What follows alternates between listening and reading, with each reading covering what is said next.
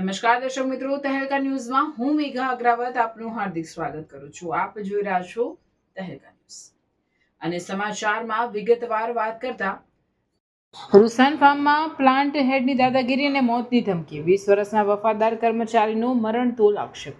અંકલેશ્વર જીઆઈડીસીની જાણીતી કંપની રૂસાન ફાર્મામાં માનવતા અને કાયદાના લીરે લીરા ઉડાડતું અને એક સનસનીખેજ કિસ્સો પ્રકાશમાં આવ્યો છે। છેલ્લા 20 વર્ષથી નિષ્ઠાપૂર્વક સિનિયર ફિટર તરીકે સેવા આપતા કર્મચારી મુકેશ સિંહને કંપનીના પ્લાન્ટ હેડ મિત્તલ રાવણી દ્વારા જાનથી મારી નાખવાની અને પરિવારને ખતમ કરી દેવાની ખુલ્લી ધમકી આપી। બળજબરીપૂર્વક રાજીનામું લખાવી લેવાના આક્ષેપ સાથે ઉદ્યોગ આલમમાં ભારે રોષ ફાટી નીકળ્યો છે। આ મામલે મુકેશ સિંહે અંકલેશ્વર જીઆઈડીસી પોલીસ મથકે કરેલી લેખિત ફરિયાદમાં અત્યંત સ્ફોટક આક્ષેપ કર્યા છે। અરજદાર મુકેશ સિંહના જણાવ્યા અનુસાર રૂસાન ફાર્મા કંપની દ્વારા પર્યાવરણના નિયમોના ધજાગરા ઉડાવી અત્યંત જોખમી અને ઝેરી એવું PH1 થી 2 ધરાવતું 20 થી 30 હજાર લીટર ગંદુ પાણી દરરોજ ગટરમાં પધરાવી દેવામાં આવે છે। 2 મહિના પહેલા એસઓજી દ્વારા પકડવામાં આવેલી રેડમાં આ કૌભાંડ પકડાયું હતું, જેની અદાવત રાખીને પ્લાન્ટ હેડ મિત્તલ રાવણીએ મુકેશ સિંહ પર શંકા કરી તેમને ટાર્ગેટ બનાવ્યા હતા।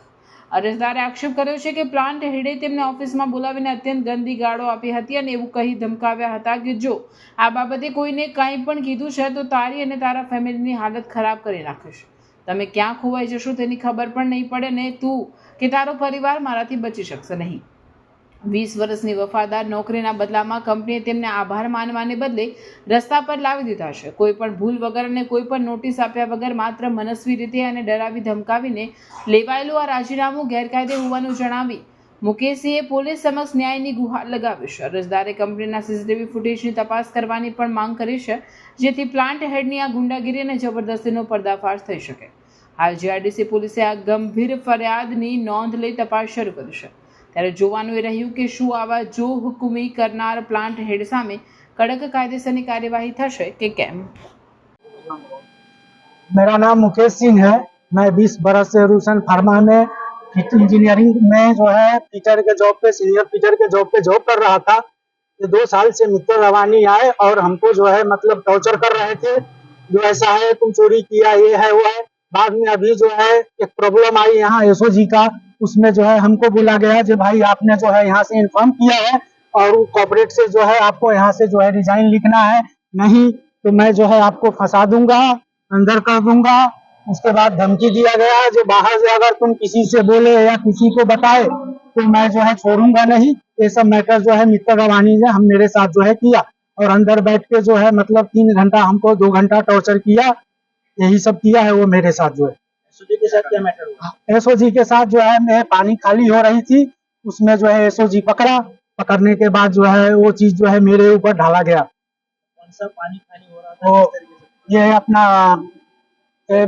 स्टोर पानी जो है मतलब वेस्ट वाटर जो है वो किस तरीके से खाली हो रहा ऐसे ही ओपन में जो है पाइप लगा के खाली कर रहे थे। था? एसओजी ने केस क्यों नहीं किया? एसओजी के साथ जो है ये लोग बैठ के अपना मामला सलटाए और उसकी इंजाम जो पैसा दिया वो इंजाम मेरे ऊपर जो है लगाए। आपने पुलिस एफआईआर की है इसके बारे में? अभी किया है हमने। જય માતાજી, હું ભગતસિંહ ડોડિયા, કરણી સેના પ્રદેશ ઉપાધ્યક્ષ। હાલમાં મુકેશભાઈ છે એ અમારી પાસે કરણી સેનાની ઓફિસે આવ્યા હતા એની ફરિયાદ લઈને। આ ભાઈ 20 વર્ષથી આ રૂસન ફાર્મામાં નોકરી કરે છે અને આ પાયાના કાર્યકર્તા તો આના છે। આના ઉપર ખોટો ઇલ્ઝામ નાખીને આને નોકરીમાંથી કાઢી નાખવામાં આવ્યા છે। કંપની દ્વારા એના ઉપર આક્ષેપ કરવામાં આવ્યો છે કે તમને કોઈ પણ એસઓજી ને જાણ કરી હતી કે અહીંયા પાણી નીકળે છે, એટલે રંગે હાથે એસઓજી પકડેલા અને ત્યારબાદ આને ઇલ્ઝામ આપવામાં આવ્યો કે મુકેશભાઈ તમને અહીંયા એસઓજી ને જાણ કરેલી, પણ મને જ્યાં સુધી જાણ છે ત્યાં લગા કોઈ ફરિયાદ થઈ નથી। તો આમાં કોઈને કોઈ જગ્યાએ પોલીસની ક્ષમતા આજના દાયરામાં છે અને મુકેશભાઈને અહીંના પ્લાન્ટ છે એવા મિત્તલ રાવણી દ્વારા ફસાવવાની કોશિશ કરી રહી છે અને આને 3 કલાક બેચારી ટોર્ચર કરીને એને કીધું કે ભાઈ તું રિઝાઇન લખ, બાકી તને હું જોઈ લઉં, એમ કરીને એની પાસેથી રિઝાઇન લેવામાં આવ્યું છે અને એને નોકરીમાંથી કાઢી લેવામાં આવ્યા છે। અત્યારે અમારા સંગઠનના બધા લોકો અત્યારે ભેગા થયા છે અને આ ભાઈને ન્યાય નહીં મળે ત્યાં સુધી આપણે લડશું। અત્યારે મેનેજમેન્ટ જોડે અમને વાત કરી છે કે ભાઈ આને કઈ કારણોસર તમે આને નોકરીમાંથી કાઢ્યા છે, તો અહીંથી એવું કહેવામાં આવ્યું છે કે ભાઈ કોઈ કારણ નથી અને એને ફોર્સફુલી રિઝાઇન કરાવડાવીને એની પાસેથી સાઇન લઈને એને કાઢી નાખવામાં આવે છે।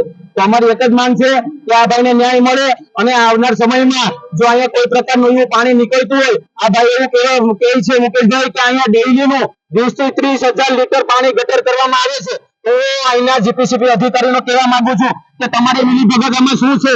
કારણ કે 20 થી 30,000 લીટર પાણી જો નીકળતું હોય તો તમે ક્યાં બેઠા છો? અને પોલીસને બી કહેવા માંગુ છું કે ભાઈ આ ભાઈ એમ કહેવા માંગે છે કે એસઓજીએ ફરિયાદ આવીને કરેલી ને રેડ પાડેલી, તો કોઈ જાતનો કેસ કેમ બનવામાં નથી આવ્યો? અને તટસ્થ તપાસ થવી જોઈએ ને આ ભાઈને ન્યાય મળવો જોઈએ.